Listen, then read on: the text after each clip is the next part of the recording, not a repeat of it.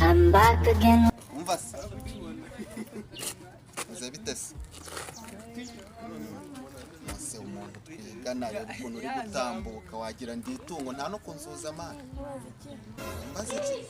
kandi twigana ese ko warakaye wabaye situasiyo banzo yivemo ngiye hari akantu nshaka kubwira amana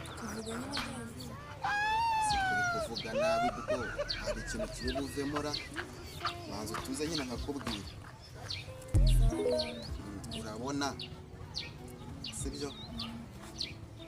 nyine ukuntu bimeze njye sindi buce ku ruhande nkubwira iki n'iki ngo mbicishe mu nzira ndagukunda mwana mama yangu game over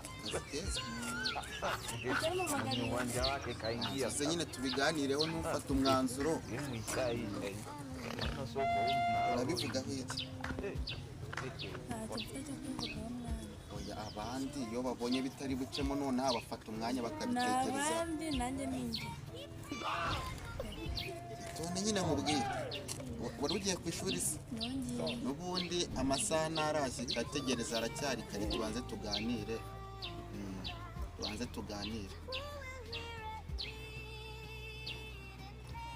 nyine mwana nkeneye igisubizo cyiza pe se wabaye iki ufite se undi mukundana basi nimba unamufite reka nkubwire akantu ntawe ushaka nose uzibera umugabo ko udashaka abantu bagutereta padiri w'umugore saba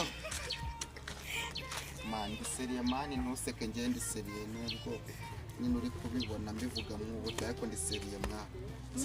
nkubwire ngo iyo mvuye ku ishuri gutya ntakiri gukubona gutya sinkubeshye mpita mbura amahoro ubwonko bwanjye warabushimutse neza warabucyanye mba nibereye iwawe hari igihe mba ndi kwicara ugasanga ndi gukina nka video mu mutwe kandi ndi mu rugo ubwo ababyeyi barumye mwana wambabariye koko ukangarura mu buzima ko nagiye sibyo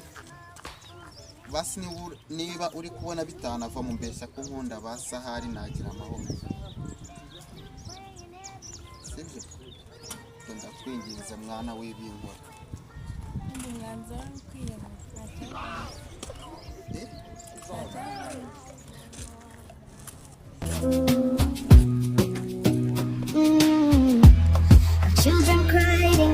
babyita guterwa indobo ariko iki cyo ni ikigega tu